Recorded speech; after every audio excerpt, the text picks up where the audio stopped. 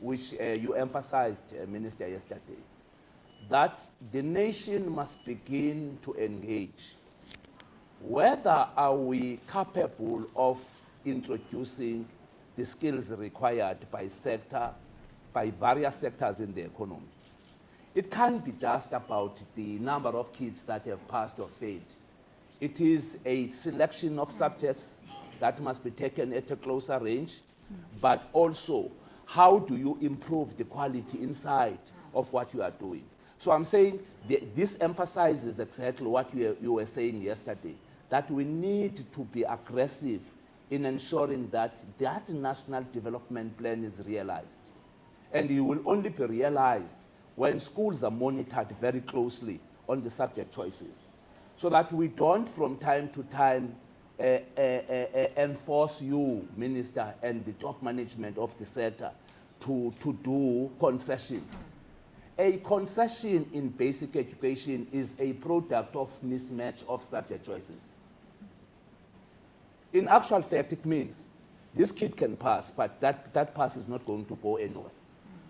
Because the subject choices are not proper in terms of the career paths that individual must follow.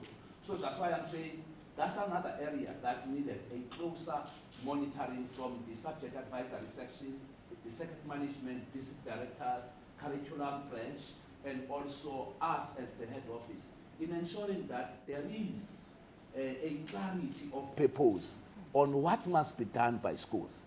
Not just educating them and then pass. What is it that they pass? Is there any relationship between the pass and the crisis that must be sorted out of unemployment outside there? So that's what we're raising, Minister. In terms of the home language, colleagues, I won't waste your time. In terms of Afrikaans, we improved from 85 to 92.1. From English, we improved from 90.1 to 94. From isiXhosa, from 97, from 99.7 to 99.9. From isiSotho, improved from 99.7 to 99.9. The sign language improved from 75 to 85. This is the elephant in the room, Minister. It goes beyond the sector. We must resolve this sign language. I always make an example here in the province of a kid that has been hit by a car outside here, as we witness it. That kid won't be able to converse with, first and foremost, with the police that wants to write a report on the matter. That kid won't be able to converse with the first assignment of the health in the health center. That kid won't be able to converse even in the judiciary system when that matter has been presented into court. So solving the language issue, inclusive of the sign language in the country, will make everybody to be in a better space in terms of living their own rights as stipulated in the Constitution. In terms of the gateway subjects, Minister, the accounting, we have improved it to 81 from 76.6. Agricultural sciences at 89 from 83.9.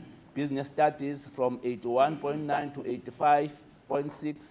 Economics improved from 78.3 to 81. Geography improved from 87 to 89. Life sciences 76.6 to 83. Physical sciences improved from 75 to 72. Mathematics improved from 57.4 to 62.2. We are a maths and science province, Minister. Our statistics are predominantly learners that are doing maths and physics. So any strategy that we are doing here that does not talk on the pedagogy of maths and science, that strategy is going to fail. Full stop. Out of that 98,000 that were doing grade 12 this year, writing examination, 50,000 plus of them were doing maths and physics. So half of that cohort was doing maths and physics. So anything that has nothing to do with maths and physics in your strategy as basic education in the province will result into a disaster. So you need to be jealous of that space, be clarified what must be done, improve the capacity of the educators that are conducting maths and science, have memorandum of understanding with universities that are specializing on the faculties of maths and science, so that you have got a plethora of interventions at that particular level. Improve on laboratory sciences, so that you can be able to arrive to what exactly you want to achieve. Without wasting time, Minister, I would want to take you to probably to the district performance. In terms of the district performance, Minister and colleagues, we have Chris Hani as number 1 at 8.5 with an improvement of 4.5 from the previous 84% of 2023, followed by Amatole East at 2 at 87.8 with an improvement of 5.4, followed by Alfred Nzo at 3 with an improvement of 2.1 at 86.9. Nelson Mandela, number 4 at 86.7 at an improvement of 3.6. Alfred Nzo as number 5 at 85.9 with an improvement of 0.8. What is noticeable here, colleagues and the minister, is that the pro-poor policies are beginning to be a force to reckon with. If you listen here, these are rural districts in the province, not urbanized one. If you listen here, the metros are not in the space of the top 3. And that then signal a serious discussion in government. What is that? What does that mean? Are you then suggesting that the performance systems of basic education are based on commitment and dedication of teachers without resources? Because the ones that are resourced are not the ones that produce results. Similar to what you were announcing yesterday, I was listening carefully to you, Minister, yesterday. Majority of the best performers nationally are coming from rural village schools. In particular, Quintile 1, Quintile 2, Quintile 3. On scarce skills subjects, maths and physics, can you ever imagine a best mathematics and physical science student in the country coming from Vembe, a rural area in the country?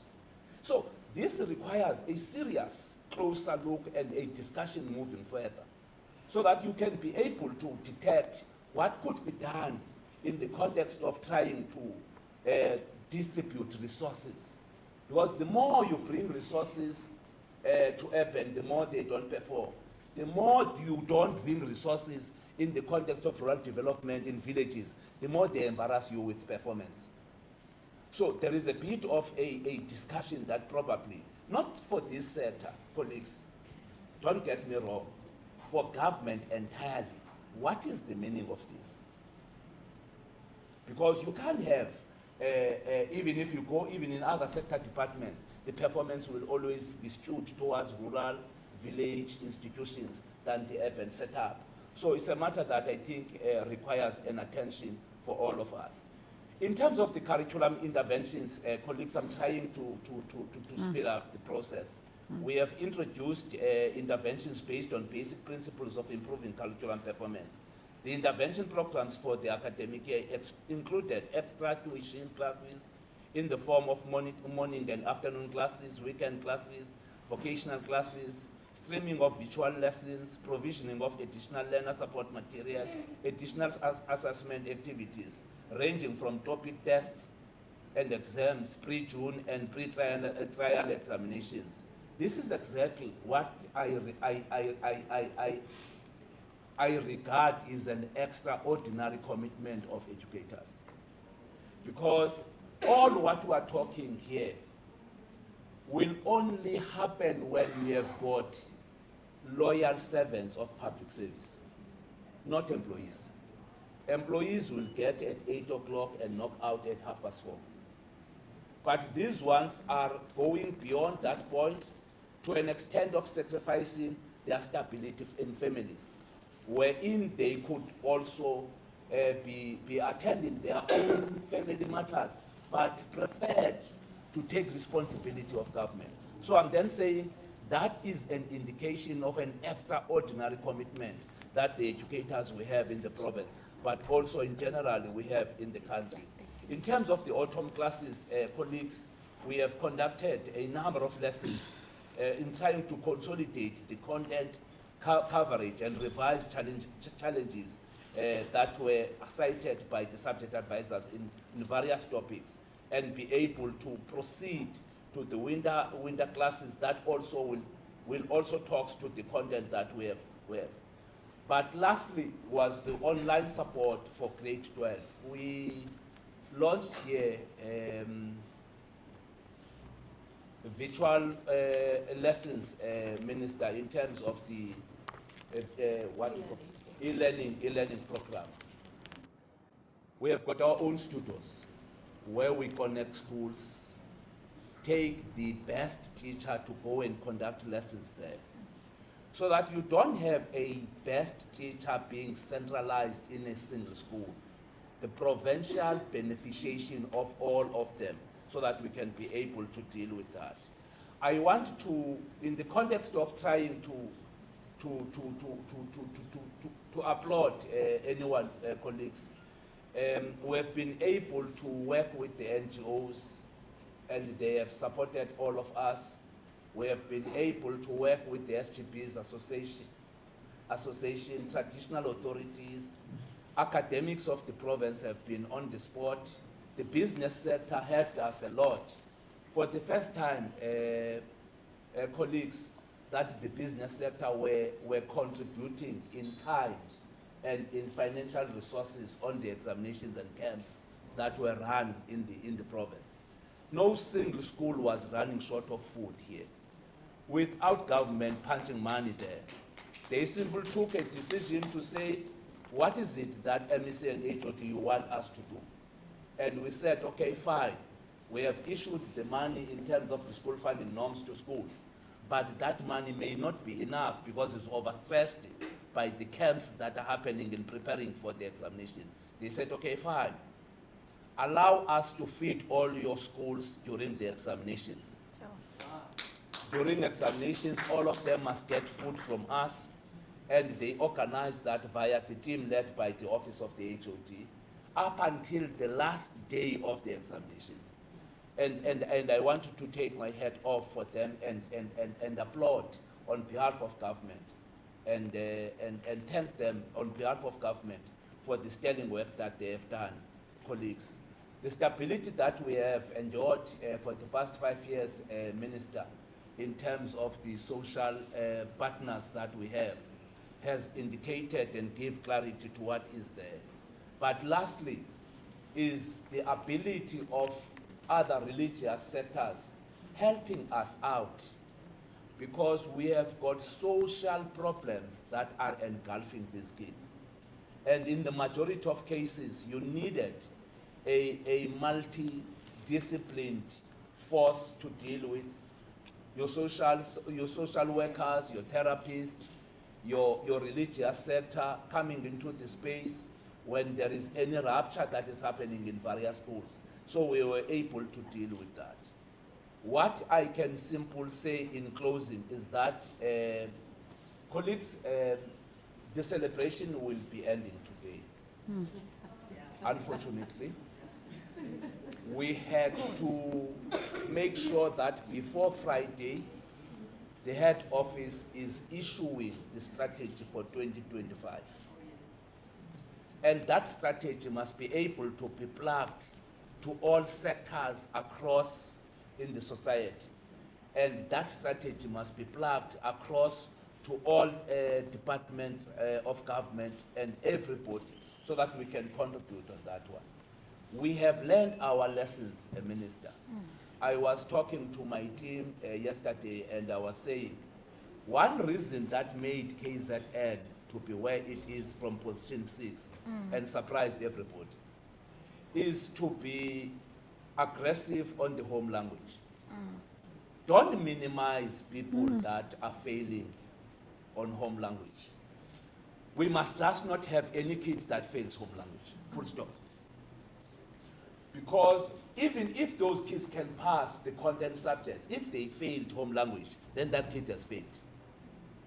That's the implication of the language policy that we have in the country. They can be level 7 in maths and physics. Once they fail the home language, then the kid has failed. Now I'm then saying, let's have a closer look on the education, on the educators that deals with language in the province, and also a closer look on the gateway subjects so that you can preserve the momentum in terms of dealing with the fundamentals that informs the character of the sector that we have. But also create some institutes that allows them to learn as the process is unfolding towards the end of the first quarter. We must be able to know each and every kid from the levels that they have acquired.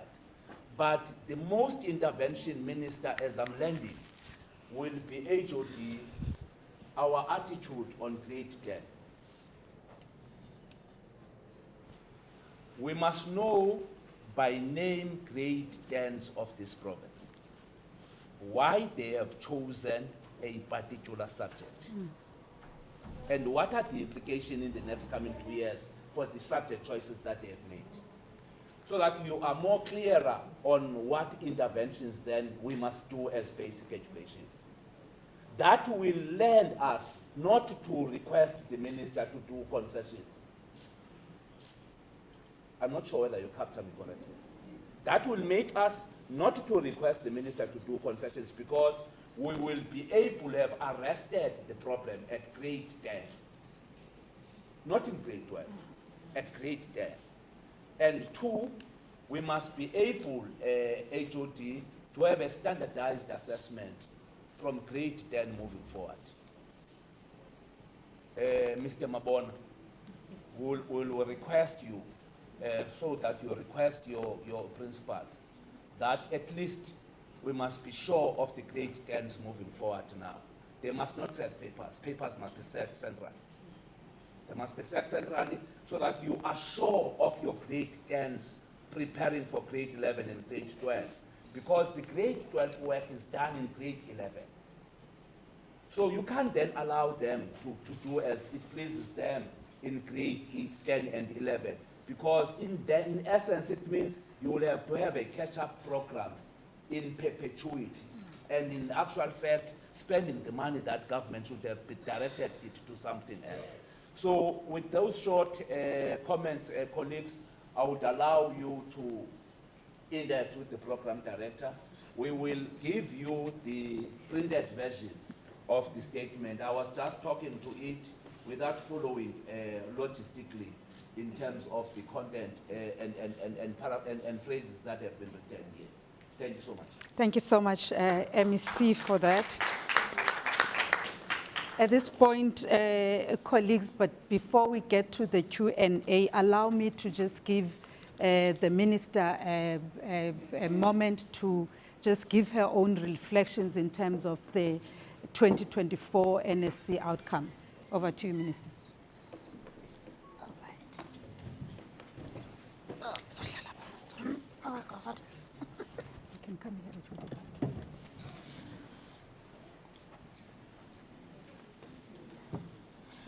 A very good morning, colleagues, and it's good to be home. And thank you very much, MEC, for the invitation to come and join you today as you are announcing your provincial results. And I want to say a huge congratulations to this province, colleagues, because this province has come a very long way over the years to get to the point where it has been.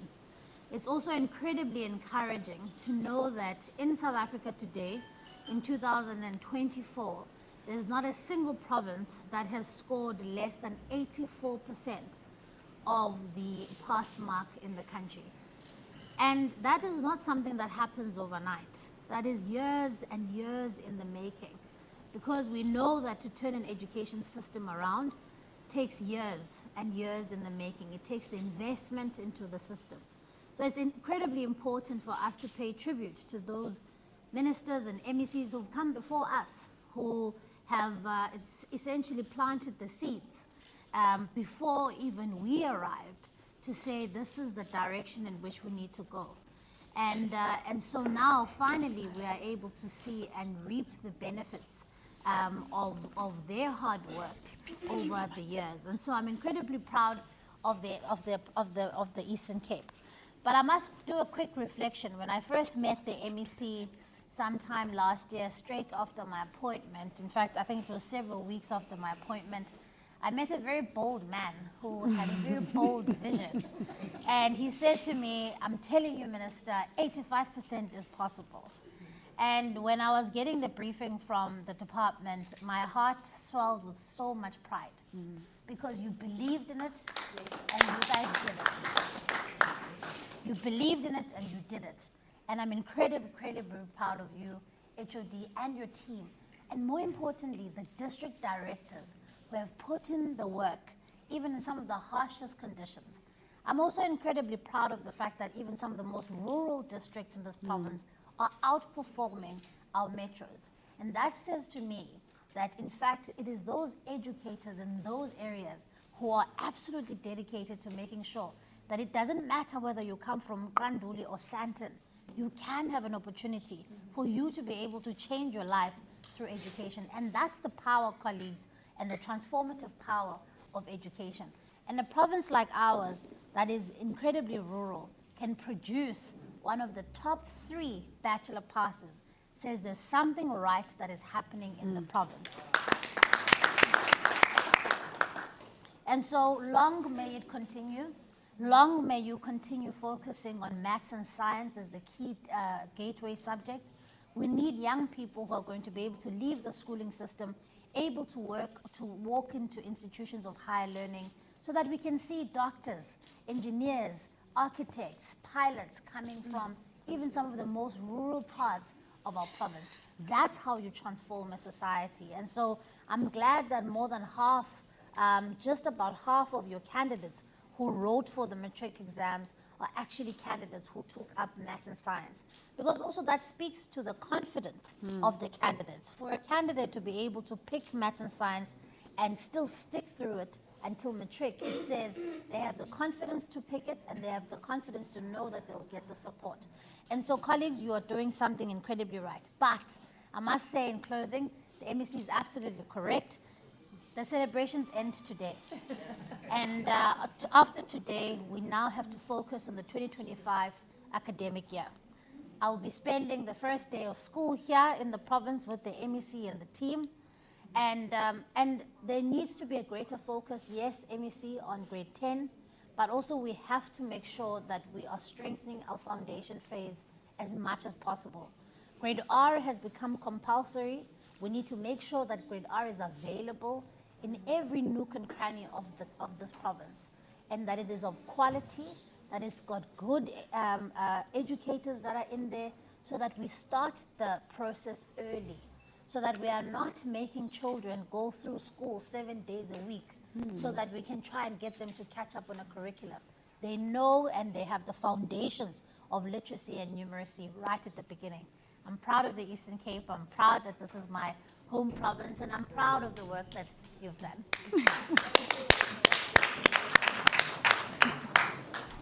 Thank you so much, Minister, for those kind words. With that, colleagues, we come to the Q&A.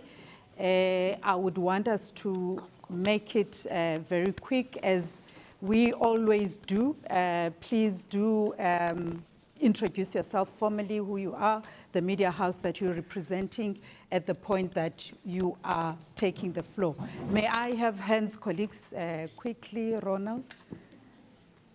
Okay, Norma, Star. Anyone else? We have 3 hands. Okay, Sipha. Bangathuno kwakhe. Yeah, I'm trying to manage that, Minister, so that we just have this one round, we engage and we finish. We'll take Ronald, go to Norma and Spa, and then we'll finish with you, Sipha. Thanks. Over to you, colleagues. Go, Ronald. Good morning, Star MEC Power. Minister Ronald Musina from PNCA. Congratulations are indeed in order. Just my question to you, MEC. You mentioned a point that the rural districts are, of course, outperforming the metros. I stand to be corrected. I think Alfred Nzo was #1 in 2023, which is the most rural district in the province.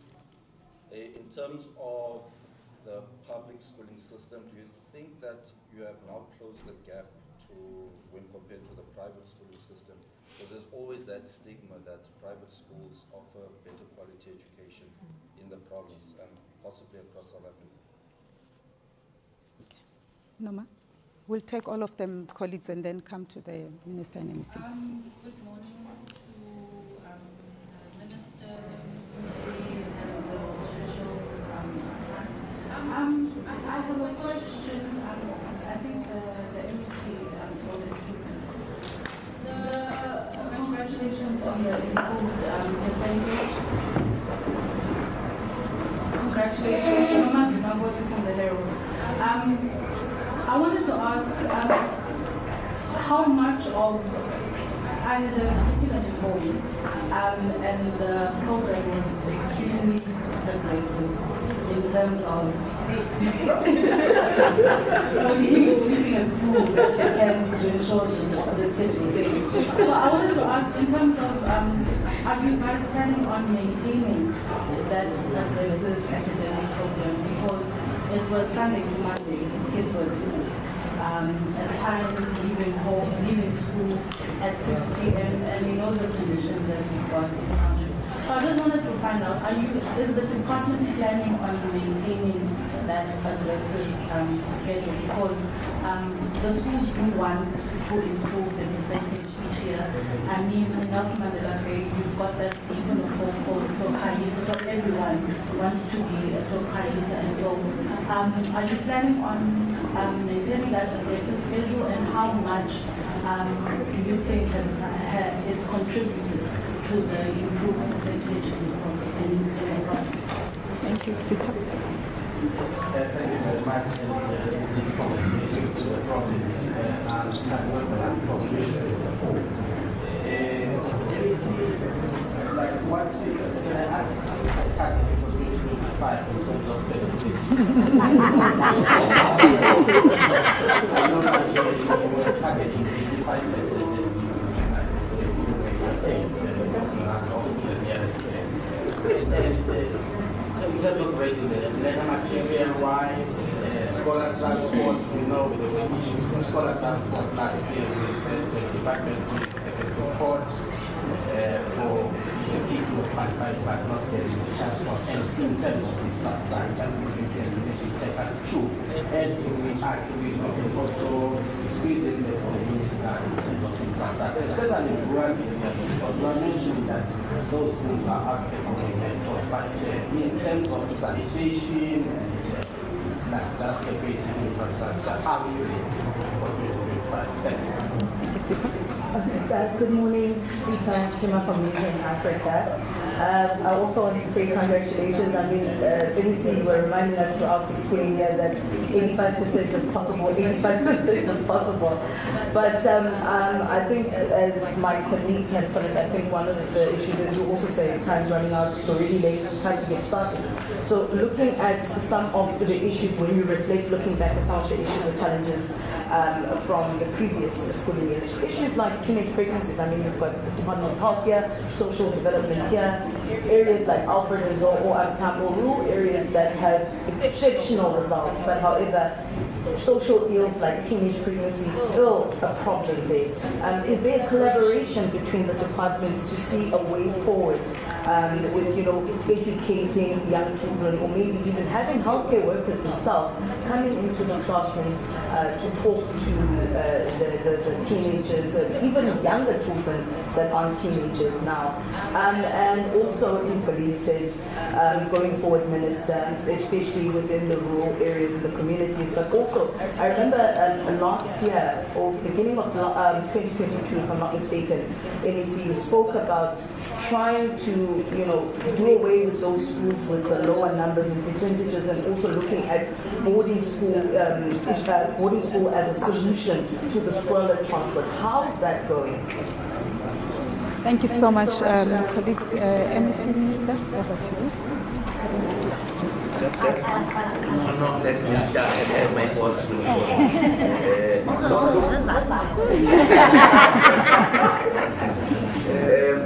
Look, let's start from below.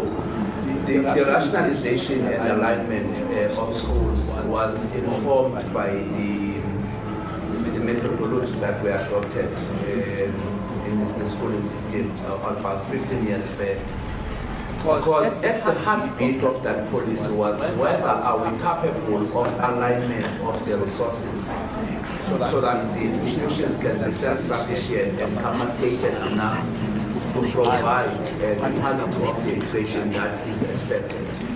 And that's why we were trying by all means at our best to eliminate or try to take out plus minus 1,000 small unviable schools that we have in the DNA of the ecosystem of the schooling system that we have in the province. Small unviable schools are a cancer in the schooling system. You may like it, you may not like it. The problem with small unviable schools, they contract it with the fiscal policy you have in the country. Because your fiscal policy in the country talks to people, not the problems surrounding the people. While you migrate from where you are seated, you leave the problems there, but the man will follow you. And that you have shifted in Cape Town does not mean that in Bonyama, where I'm coming from, that problem has been sorted there.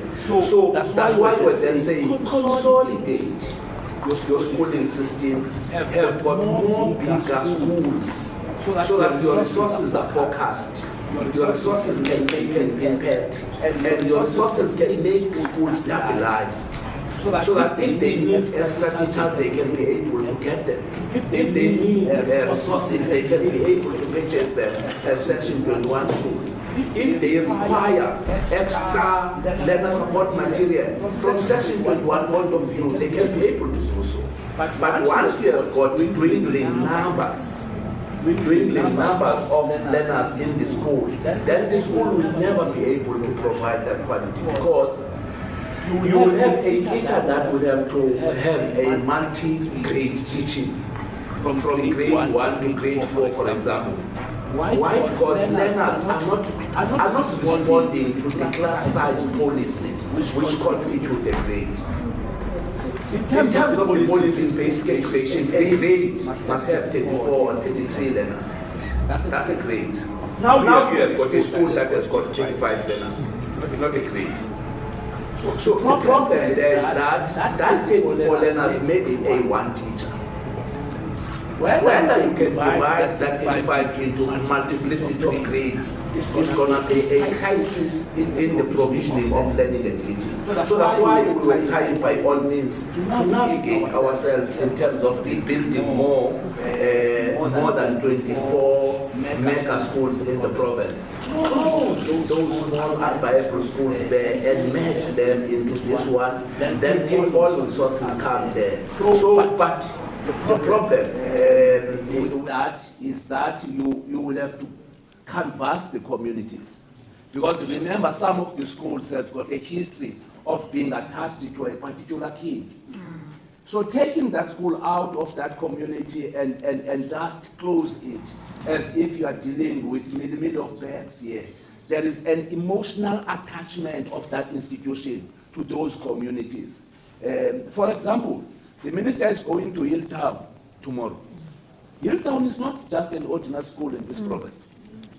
You can't appoint a principal in Hilltown because he qualifies. Somebody must be special to take a lead in the schools that has got a history of the legacy of this province. When you talk Klakpari, you talk Maria Zell, where the minister age was a student from. You talk Shopari, you talk Hilltown, you talk all these schools that, you talk your Jongabantu, the one, Jongindaba, the one that former president was a student to, the one that has got 5 kids that were raped. So you need to navigate the province, understanding the history of this province. So that's why I'm saying that in that context we have been able to deal with it. But also, Ronald is correct. If then rural districts are outperforming metros, does that suggest that we must not build schools, for example, as an argument? No, the answer is no. We took a decision, Minister, to build 104 schools in a space of 5 years. And those bigger schools are in rural areas. In a space of 2 weeks from now, Sopjika, we should be handing over about 14 of them.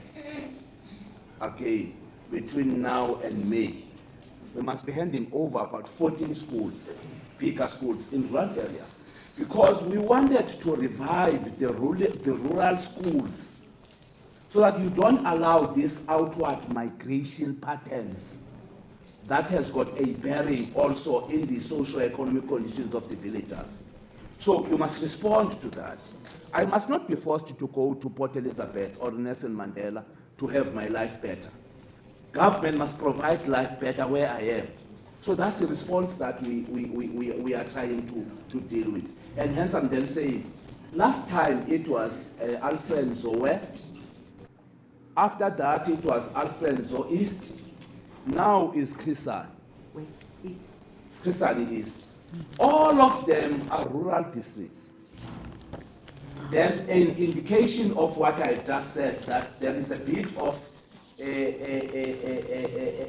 interest in terms of the commitment of the educators. We had a session with the Ministry on Safety and Liaison and the Department of Transport, even on Sunday.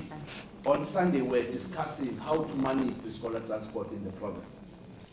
And currently, we are servicing 103 learners, 103,000 learners in the province. But there is an outflow of 40,000 kids that are deserving to be transported. But the provincial government is working on the modalities of that, because the budget was only allocated for 103. The court process, Minister, was not about the 103. The court process was about the 40,000 of deserving learners that are not transported. There is a number of issues that myself, HOD, MEC for transport and HOD for transport are working on that. One is the issue of the access roads that must be built up, but of course we are dealing with that one. But also the issue of the compliance of the vehicles, so that you don't have an embarrassment of government having to explain to a family when a bus that should have not been given that route, unlicensed, ferrying kids, then it falls, and then there is death. So we are managing that as well in terms of the contracting of the service providers, and I can assure you, we are going to transport the kids on tomorrow, starting from tomorrow. Because even the Department of Transport was briefing us on Sunday that there is no outstanding payments from where they are, except for one service providers that again, Minister, do not want their cars to be inspected. You don't want your cars to be inspected, we must allow you to risk with the lives of the kids, because you can hold us at ransom and say, I'm not transporting your kids, therefore everything must come to stop. So we are trying to manage that and engaging them that, guys, this is not just a business for you to profit, but these are lives of the kids. So we can't allow you to ferry kids without your cars being monitored, without your cars being registered properly and also licensed in a manner that can qualify what is required by the Department of Transport in terms of the scholar transport. So currently, we have given a data of 99,000 to Department of Transport. The reason is that you can't be sure of grade 8 and grade 1. Why? Because there are walk-ins in this province. Our system allows walk-ins. Yes, the policy says we should have admitted them and closed them in the end of November. But I can tell you, tomorrow when we go to schools, you're going to see queues. Why? Because parents have accepted now that the competition among schools must then tells them that I can't take my kids to that school. Whether the MEC says there is a vacancy there, I want my school here. I want my kid here. Why? Because my kid is guaranteed to pass here. So we are managing those dynamics as well of the competition among schools, which then give rise into parents making choices that sometimes put us awkwardly in terms of the admissions. So I'm saying, Minister, at least we are sound. From the learner support material point of view, from last year, in fact that year, 2023, we were the ones that started earlier in the country and make it sure that by 30th November, there is nothing that talks about learner support material in the province. Schools are not ready. This time around, the HOD draw the line and say if you can be able to put learner support material in 2022 for 2023 by 30th of November. This time around, I want it on the 15th of November. And our service providers did that excellently. Now, what you are likely to get now is the learner support material for those walk-ins. Because those walk-ins are not part of the registered learners that currently you have. But in terms of the learner support material in the province, we were ready as early as 15th of November. So we don't have a problem. And again, we are preparing ourselves to hand over tablets for the kids end of January. So that we respond to that strategy that was aborted by the court in 2020. If you look to the minister's statement yesterday, there is a surprise there of Mpumalanga that has caught everybody by 8% improvement. Do you know the secret of that 8%? They came here and engaged these HODs and myself on the ICT strategy that is in court and put that ICT strategy on their own as Mpumalanga. Now they have surpassed everybody with 8%. We are seated with a contract that has expired as a province, a contract that you can't service it because you are interdebted, a contract that you can't even pay the service providers for the laptops that were given. Why? Because people chose to take the contract into court. Up until today's date, there is no single court that has got a ruling on the matter. Now, depriving the Eastern Cape kids an ICT strategy that could have taken them into horizons. So I'm then saying, continuously, Minister, we become a hub of policy gurus. And then people take policies and implement them elsewhere. And then they yield the results out of those policies that we have developed. Same thing happens in the ICT strategy. Mpumalanga have done so. Mpumalanga is the best improved province in the country with 8%. And the secret is around that ICT strategy and that contract. So I'm then saying, colleagues, the sooner we stabilize and the sooner we work around the clock, ensuring that at least we are equal to the task, all of us, and we become more selfless in the best interest of the kids of this province and the future of this province moving forward, the better for all of us. We have got a leadership of the basic education that is supporting us 24 hours. The minister in front of you has committed to ensure that this ECD centers program will be unleashed and rolled out in the province, in particular in the rural provinces. Now we need a proper alignment of which communities do need ECD centers here, and how do you then, in the broader scheme of things, deals with that particular question. They have assisted us on the pit latrine toilets. That has been a nerve in the center of this province. They gave us 1,500. We are only left with plus minus 100 and something now. Yes, 100 and something. But that 100 and something is going to be finished come the end of the financial year. Why? Because again, they have given us money to do so. So I'm saying there is a massive support that comes from the minister's office in ensuring that the province stabilizes in terms of the challenges that it has. And I'm grateful for that particular support, Minister. Thank you so much. I just have, I was just asked one question around infrastructure, and as the MEC has said, and he's absolutely correct, and I've, right at the beginning, I've made it very clear that we need to clear the backlog that was identified of pit toilets around the country that was identified in 2018. The President has committed us to say we need to complete and clear that backlog by the end of the financial year, which is the 31st of March this year. We are doing everything in our power, working around the clock, particularly with provinces such as the Eastern Cape and Limpopo, to make sure that they are going to be able to meet the target. I must also emphasize that some of the biggest challenges are not actually the province's ability to spend money and deliver against this. Some of the biggest challenges are with implementing agents who are not moving at the pace at which we need. And personally, I'm of the view that if an implementing agent is hobbling the work of government, they should not be able to be eligible to get government work again.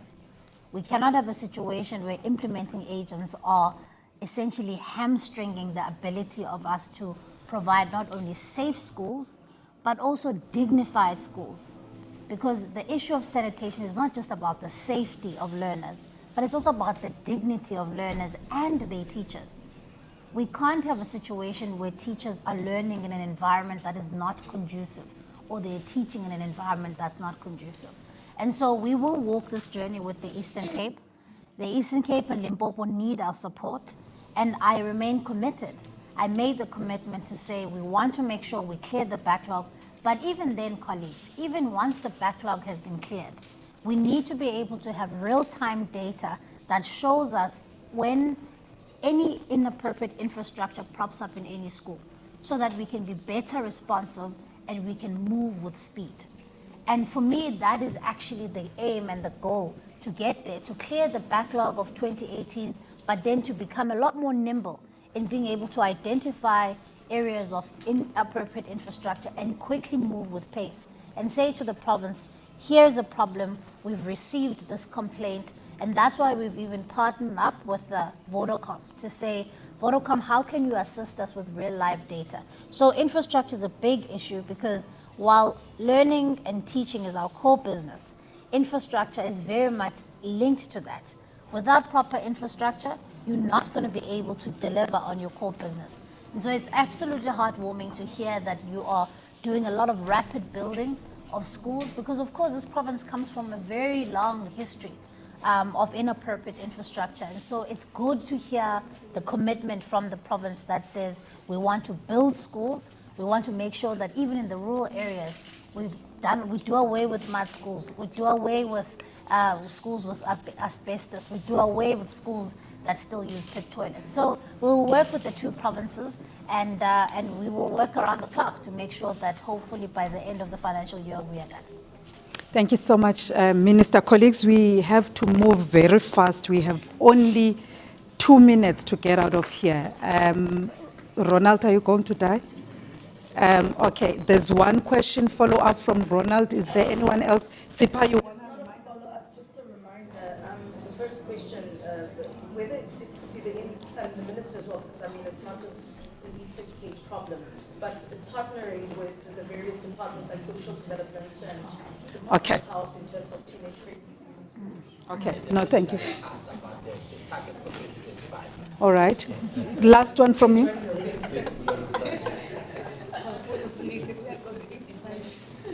I'll handle teenage. Okay, can we give her an opportunity? A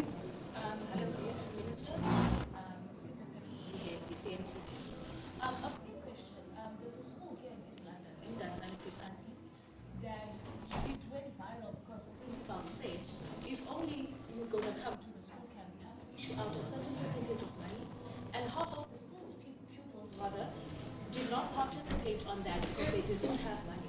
So what are the minister or the basic education in terms of that? Because they said they have to issue out 1.5 to help with the money for them to be at school, whereas there's a thing called feeding scheme. So how does it happen when another child cannot participate when it comes to Thank you so much, colleagues. That's the end of the questions. We'll give over to the minister and MEC. You didn't ask your question, Ronald? Okay. Go Sorry, ahead. Just a couple of questions. Hi, Ronald. Couple of questions. MEC, just on the issue again on scholar transport, being in conversation with the premier last year, you sort of mentioned that the problematic area is with the minibus taxi industry. There are already reports about possible disruptions in the Mthatha area from tomorrow. I'm not sure if you've heard of that. Just your thoughts, because from the Premier, he feels that this should be now the competence of the Education Department. And to you, Minister, just a summary with regards to some of the reports around teachers possibly losing their jobs. I know this came strongly out in the Western Cape. All right. Thank you so much, colleagues. We are running out of time. Yeah. I'm not trying to be rude or anything. MEC, over to you. No, thanks. This scholar transport issue is a thorn in the flesh of government. And unfortunately, the Department of Education is only providing data. We don't manage the project of the scholar transport. We don't license cars. We don't procure services. We don't terminate contracts. We don't even quantify the routes that must be taken. So it's solely a project management issue for the entire provincial government, of course led by the Department of Transport. The issue of the data, which is always a problem, will forever be a problem when there is a contestation of policies in between departments.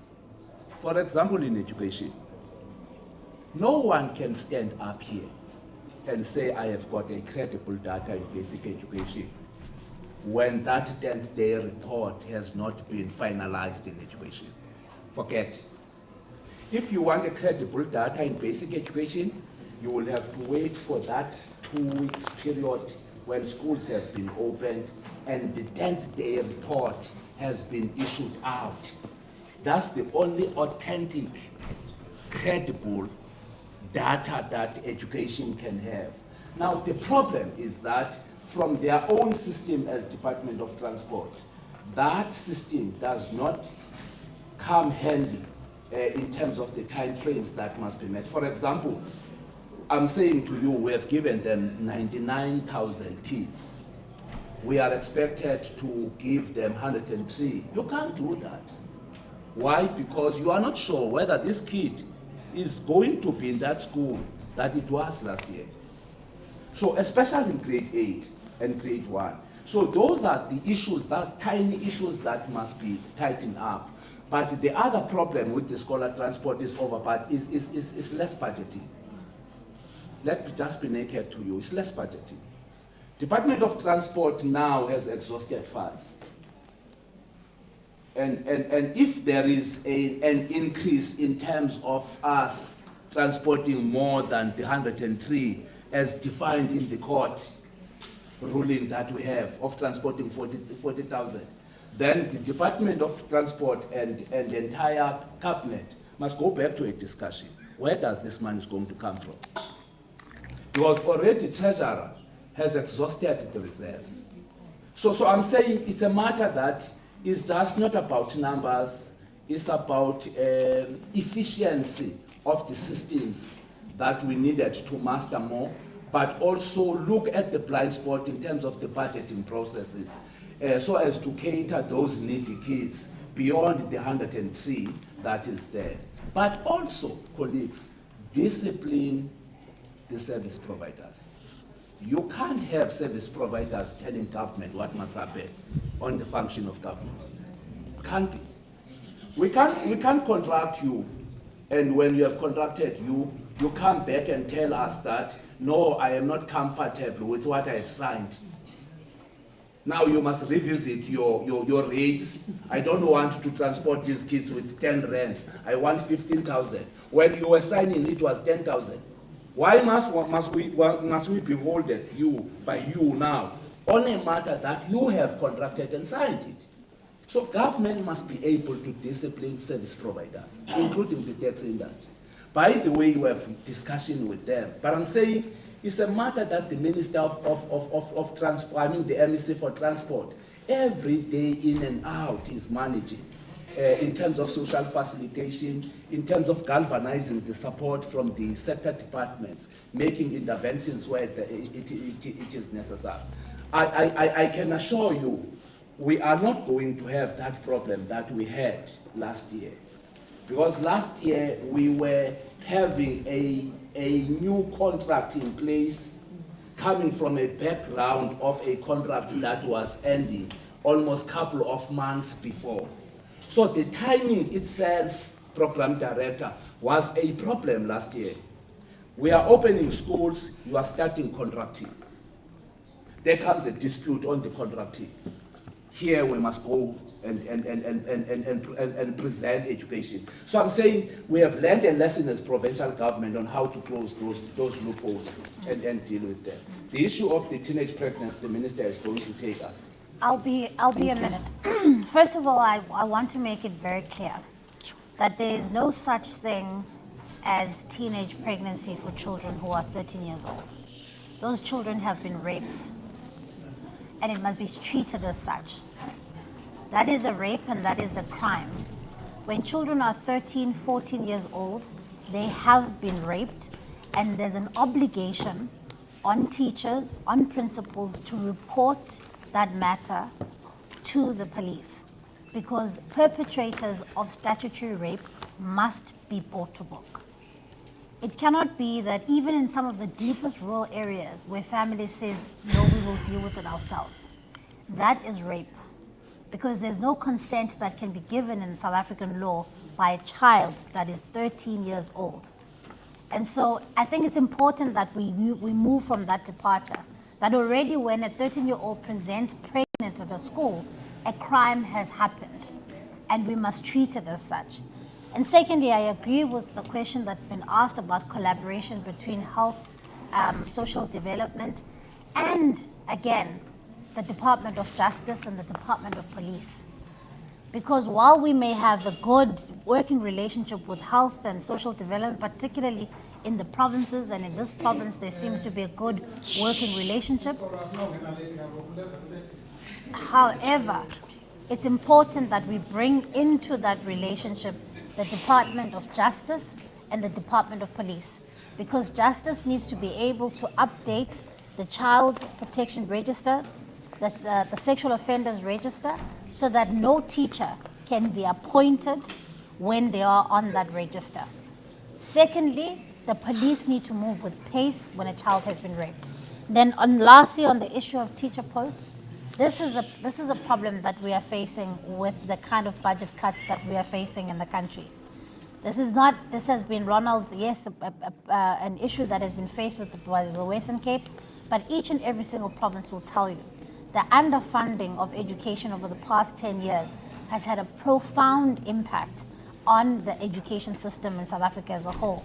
Provinces are unable or are struggling to keep the same basket of posts, and that has an impact on their ability to deliver a good quality product, of making sure there's a teacher in every classroom and that the ratio of between teacher and learners is manageable. And that is something that, unfortunately, not the province in the Eastern Cape can resolve. That's something not even the Minister of Finance himself can resolve. That is a decision that the South African government, as an entire cabinet, needs to make a decision. Are we going to fund education, health, and policing and service delivery in this country, or do we have other priorities? And my view is that any country that seeks to develop and that seeks to make sure that we are moving in the right direction needs to fund education adequately, while we need to be a lot more efficient. Thanks. Thank you so much, Minister. Thank you, colleagues. Can we just remain seated and just allow the leadership to move out quickly, and we also move out to the main venue. Thank you so much, colleagues. You need the MPC and the